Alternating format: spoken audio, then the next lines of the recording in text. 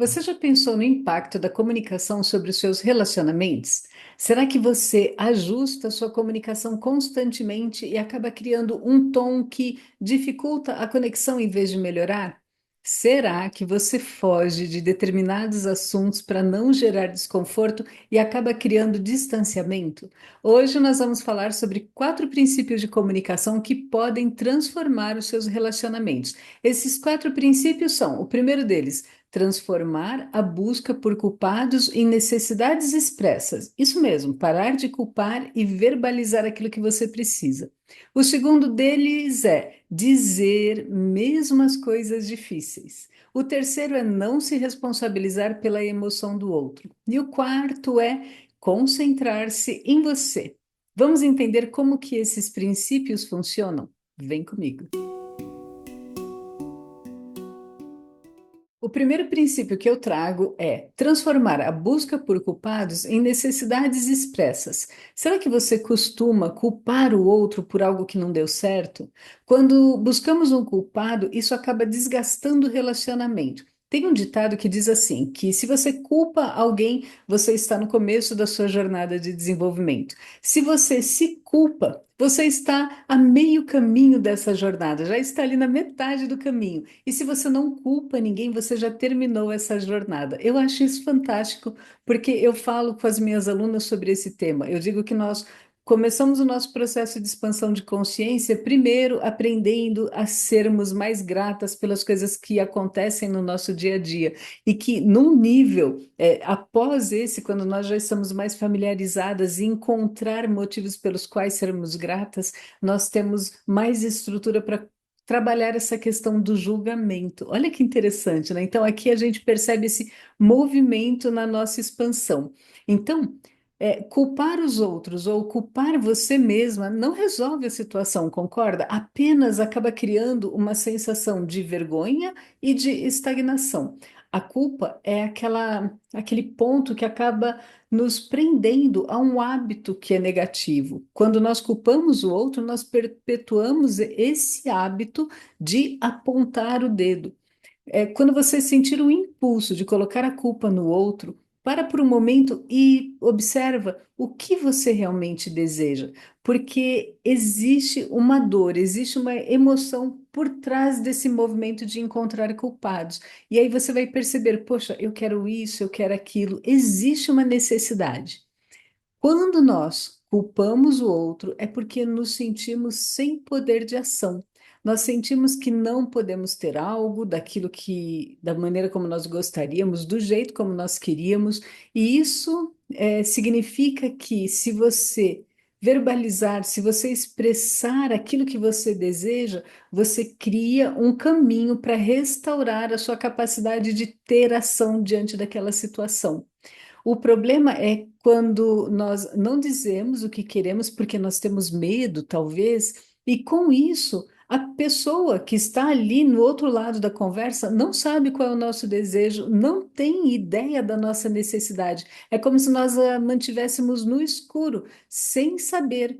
E quem não se posicionou, a pessoa que não teve coragem de falar, corre ainda o risco de ir para o lugar da vítima. E quando a pessoa vai para o lugar da vítima, ela reclama, ela pode reclamar sozinha ou reclamar para outras pessoas para que ela consiga aliados nessa dor.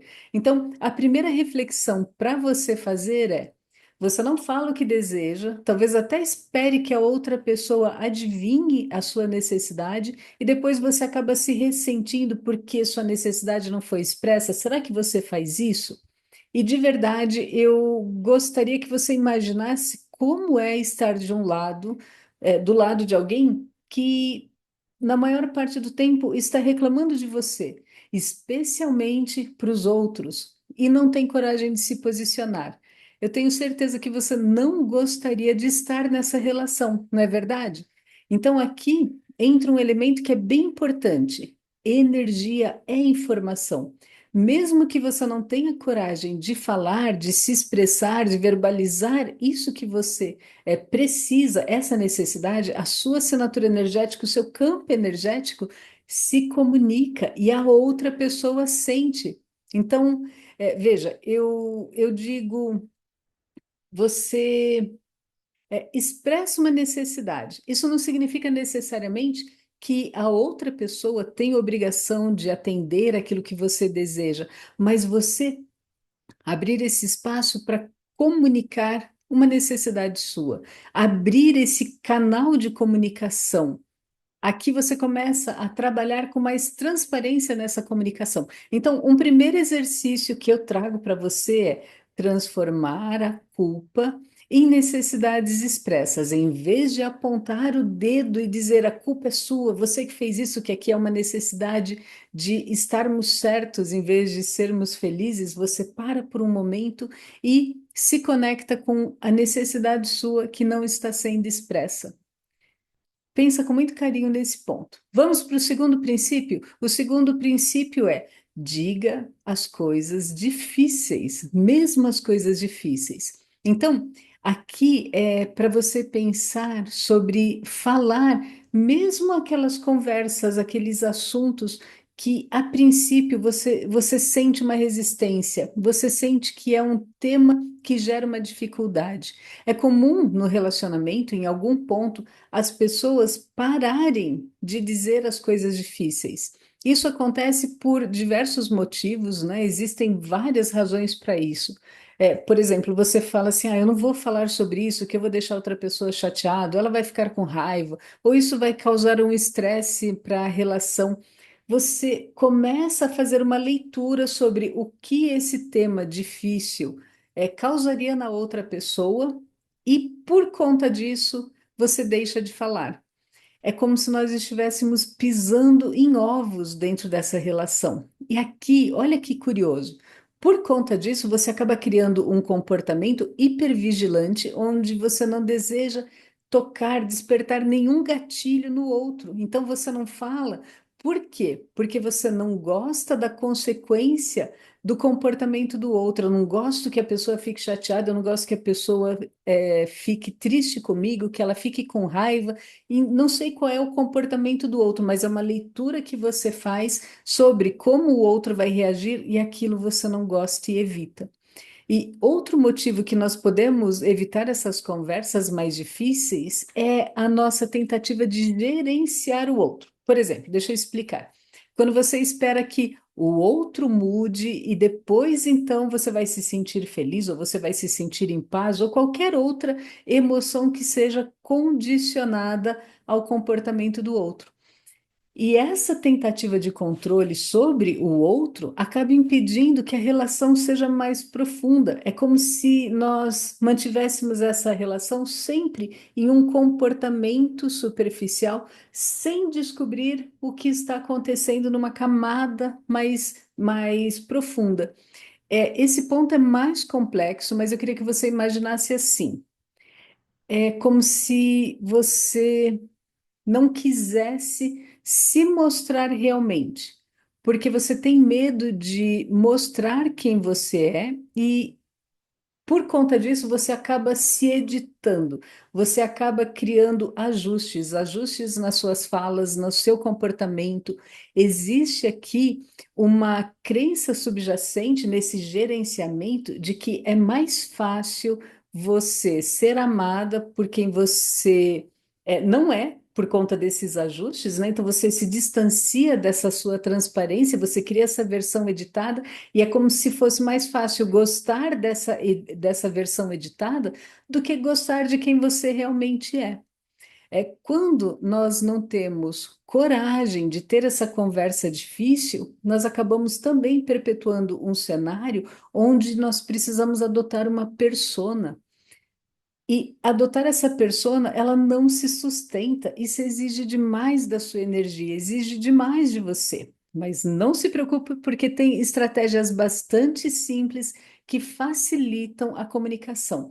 A primeira delas que eu sugiro para você é ouvir. Ouvir sem julgamento, sem tentar corrigir o outro, sem tentar consertar o problema do outro, sem tentar salvar o outro.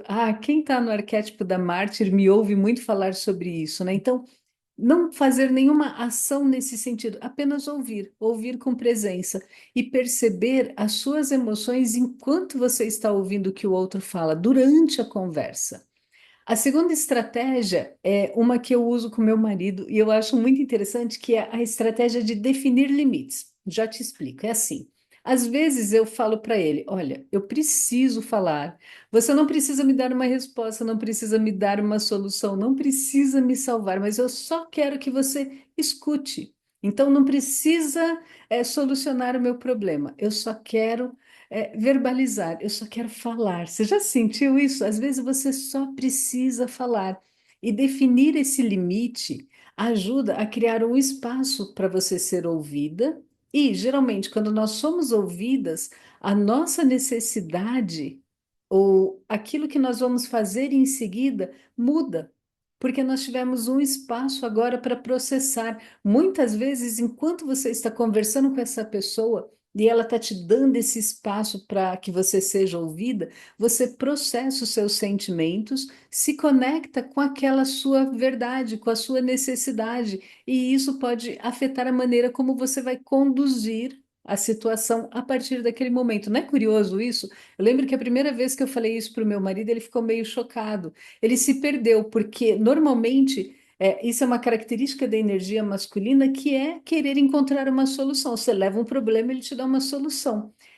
Por conta disso, que definir esse limite de uma forma bastante clara, bastante transparente, ajuda para que a pessoa entenda que ela não tem que te dar a resposta, você só quer falar. No começo foi estranho, mas depois ele se acostumou, e agora, quando eu falo, olha, eu só preciso desabafar, tudo bem? Tudo bem. Aí ele me ouve, e às vezes ele fala assim: agora eu posso fazer um comentário? Eu posso falar alguma coisa a respeito? Nós criamos esses limites para que seja mais fácil esse canal de comunicação. Experimenta, funciona, é muito bom. Aqui eu dei esse exemplo com o meu marido, mas essas relações você pode pensar numa outra pessoa que seja muito próxima a você.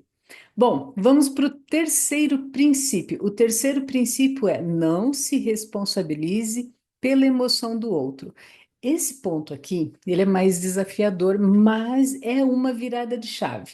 Então, geralmente, em um relacionamento, nós acreditamos que somos responsáveis por fazer com que o outro se sinta feliz ou por fazermos o outro feliz. Isso aqui é um olhar mais romântico para as relações, para a maneira como os relacionamentos acontecem. E por que que eu digo que isso é um dilema? Porque nós não podemos fazer o outro feliz, nem os outros podem nos fazer feliz. Essa tarefa é nossa. Então, eventualmente, vai haver um ruído nesse relacionamento, vai haver um ruído na comunicação. E isso vai além, porque se eu me comunico com você, partindo do princípio que eu preciso fazer com que você se sinta feliz, então eu estou comunicando que você não consegue ser responsável por sua felicidade. É lógico que isso aqui acontece num nível inconsciente, mas essa forma de comunicação tira de você a sua força. Em algum momento você vai se ressentir comigo, você vai se ressentir com essa posição de ser pequeno na relação, que a outra pessoa está tirando a sua força. E aqui o mesmo vale para o contrário. Se você me diz que a sua função é me fazer feliz, então a minha força vai embora. E dessa vez eu é que vou me ressentir. Por quê? É uma forma de eu proteger a minha individualidade nesse relacionamento. Ah, eu falei que era mais complexo, né? Mas como você pode ver, qualquer uma dessas duas posições gera ressentimento. E é claro que eu não estou falando aqui que você não vai ser gentil ou atenciosa com a outra pessoa, mas pode observar que existe um momento na conversa, nos diálogos, em que é um momento mesmo, você começa a tentar consertar algo para o outro, para que ele se sinta bem. E aqui que eu queria que você pausasse e lidasse com a emoção, a sua emoção, para permitir que o outro também lide com a emoção dele. Não tem nada para consertar. Por exemplo, vamos trazer aqui um exemplo para facilitar essa percepção. Às vezes, eu falo também para o meu marido ou para o meu filho que eu estou com raiva. Ah, você já me viu falar aqui que eu sou uma pessoa mais raivosa. Então, às vezes, eu falo assim: ó, eu estou com raiva e eu preciso deixar essa raiva passar. E eles entendem, eles falam um ok, sabem que não tem nada para ser consertado, não é responsabilidade deles me tirar desse lugar de raiva. Eu fui para esse lugar de raiva. A responsabilidade de sair desse lugar é minha, não é do outro. Faz sentido isso para você? Esse ponto é muito importante porque ele vale para qualquer emoção. O outro não é responsável, porque as emoções são nossas, nós nos colocamos nesse lugar.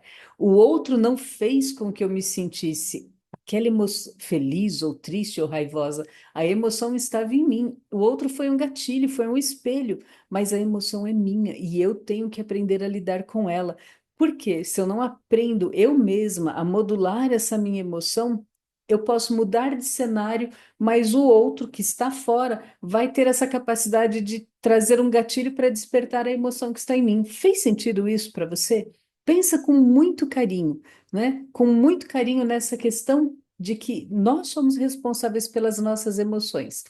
Pode ser que você observe que a outra pessoa está triste, está irritada, e aí você pode simplesmente comunicar: olha, parece que você está irritada, parece que você está triste. Se você precisar de alguma coisa, eu estou aqui. Percebe a diferença? Talvez a pessoa não vá te pedir nada, ela não espera nada, ela só precisa lidar com as emoções dela. E você está comunicando que você teve a empatia de perceber essa mudança no tom dela e que você está ali caso ela precise. Você não tem que cuidar da emoção do outro. O outro é gente grande, o outro é adulto. Aliás, aqui entra outra questão. Se você começar a se responsabilizar pela emoção do outro, existe um risco da outra pessoa começar a se comportar de uma maneira mais infantil, criando assim um desequilíbrio na relação. Já pensou nisso? Leva isso para o coração com muito carinho para você observar. Vamos para o quarto princípio? O quarto princípio é foco em você, concentre-se em você. Ok, esse aqui é um pouquinho mais desafiador. Ai, Cíntia, você já falou que o outro era complexo. Eu sei, mas o quarto ponto, que é se concentrar em você, ele traz uma perspectiva diferente. Fica comigo para você entender o que que eu quero dizer.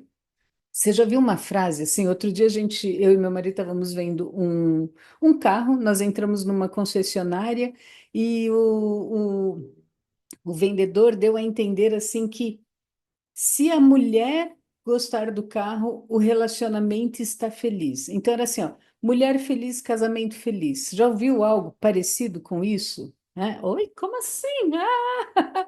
Olha, é, antes que você sorri, fala, não é isso mesmo, Cíntia. Deixa a mulher feliz, que aí o casamento está ótimo. Eu quero que você tome muito cuidado com isso, porque o que que está acontecendo nessa frase tão simples, que não é tão simples assim? Nós estamos mostrando uma concessão. Cedo ou tarde, isso vai gerar algum tipo de desentendimento. Cedo ou tarde vai gerar um desconforto, porque nós estamos criando um desequilíbrio. E esse desequilíbrio, ele vai vir à tona. Então, imagina assim, você cede aqui, você cede um pouquinho ali, para não ter desentendimento, para não gerar um conflito, para não desagradar. E nesse movimento, você começa a abandonar uma necessidade sua. Você percebeu aqui que eu sempre falo que a comunicação tem o lado da nossa necessidade? Quem fala muito sobre isso é o livro A Comunicação Não Violenta, do Marshall. Você precisa ver esse livro. Nós fazemos esse movimento de expressão de comunicação para verbalizar nossas necessidades. E quando nós não conseguimos expressá-las, é como se nós estivéssemos sufocando essa necessidade que é nossa. Então, voltando nessa questão de ceder, de fazer concessões para evitar conflitos, de repente você vai perceber que você foi se perdendo nessa relação. Você não enxerga mais os seus limites, aquilo que você gostaria, os seus valores, talvez até o seu papel dentro dessa relação. Como que você poderia fazer essas concessões? Não dizendo aquilo que você gostaria. Por exemplo, você está morrendo de vontade de ir comer comida japonesa. E aí o seu parceiro fala assim: ah, eu quero comida italiana. E você cede. Uma vez tudo bem, duas vezes, três vezes, e aí? Onde está o seu espaço para a sua necessidade? Ficou mais claro essa exemplificação das necessidades? Aqui é um exemplo bem cotidiano, que nós estamos falando de ir para um restaurante ou assistir um filme, mas muitas vezes essa concessão acontece em questões muito mais sérias, muito mais importantes. E mesmo essas questões mais simples, se você sempre ceder, se você sempre se ajustar ao outro, você vai perder os seus contornos. Então, vamos um pouquinho além aqui. Você só se sente inteiro fora dessa relação. Olha o perigo que é isso. Pouco a pouco, você evitou tantos conflitos, cedeu tanto, você se ajustou tanto que se perdeu de você. E aí, dentro daquela relação, você não se encontra mais, porque você se ajustou demais. Então, antes que você fale assim, ah, Cíntia, então você quer ver o circo pegar fogo? Não é isso que eu estou dizendo. O que eu quero dizer é que nós temos que aprender a ter diálogos a partir de um lugar em que dois adultos sentam para conversar francamente e se empenham para encontrar uma solução que funcione para os dois, desde a escolha do restaurante, do filme que vai assistir ou questões mais importantes.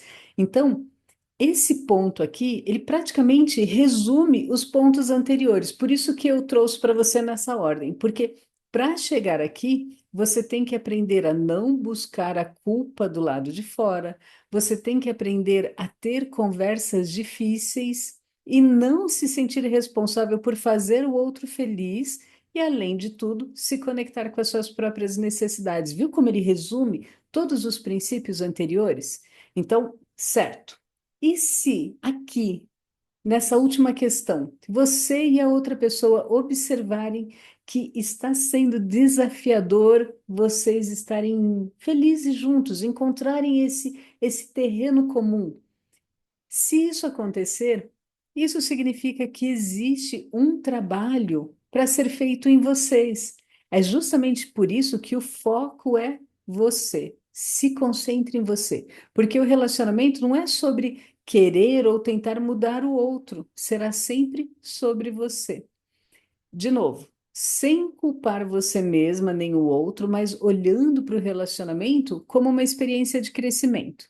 Então, para encerrar, eu queria que você pensasse que nunca vai ser sobre o outro, vai ser sempre sobre nós.